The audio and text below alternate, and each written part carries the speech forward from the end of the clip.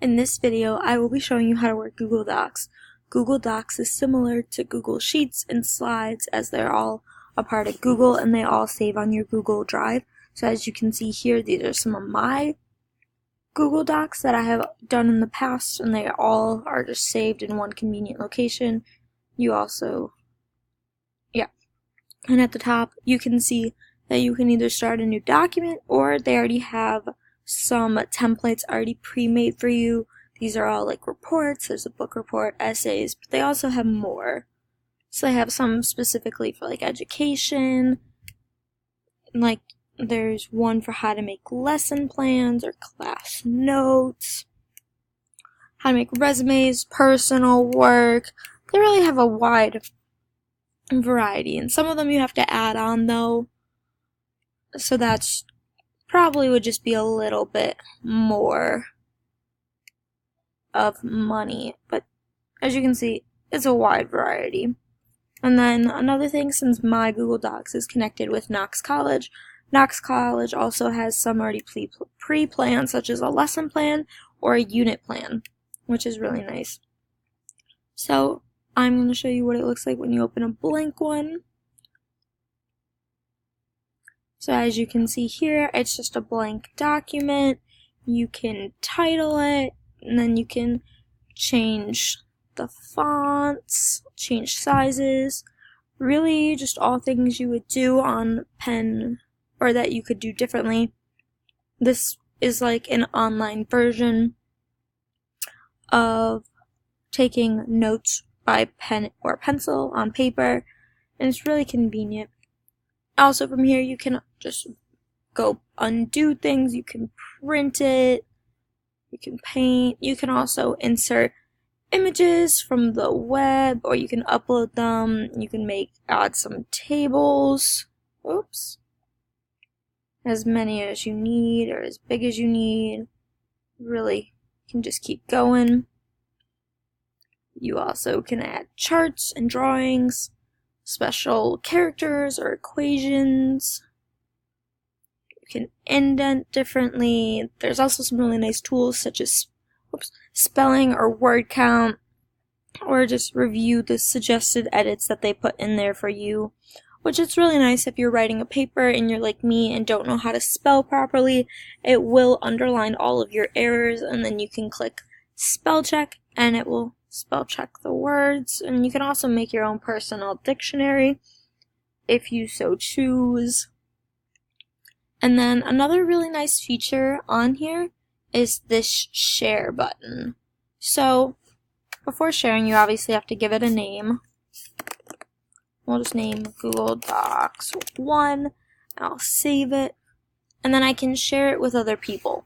So once again, since I am connected to Knox College's page, when I enter DU, for example, if I'm looking for a person, the suggested user comes up as Duncan Wheeler, who is one of my friends, but it also shows me a list of other students who have DU in their name. So that's really nice if you're trying to find someone from class, or can't think of people, or don't exactly know and you just know the first letter of their name. You can look up D, and then your teachers also will come up on here, and then you can just kind of keep scrolling until you find who exactly you are looking for. So that's another really nice feature. And then when you are sharing it with them, you can either share it with them via their name, or you can get a shareable link, which you would just copy and paste this and then email or text it to them, however you are doing it. And when you share it with people, they have the option to then go through and edit what you have put in. So if you are editing a paper that you guys are writing together or a presentation, you can all document your thoughts all on one document, which is really nice. Another nice feature is this comment feature. I have nothing written right now, so I can't comment, but when you share it to people, you can comment on theirs, and it'll highlight said text, and then you can write, you need to rephrase this, you need to add this here, you need to just change this all, like it doesn't work. There's lots of different ways to comment with it, but it's just another really nice feature that allows you all to communicate within each other.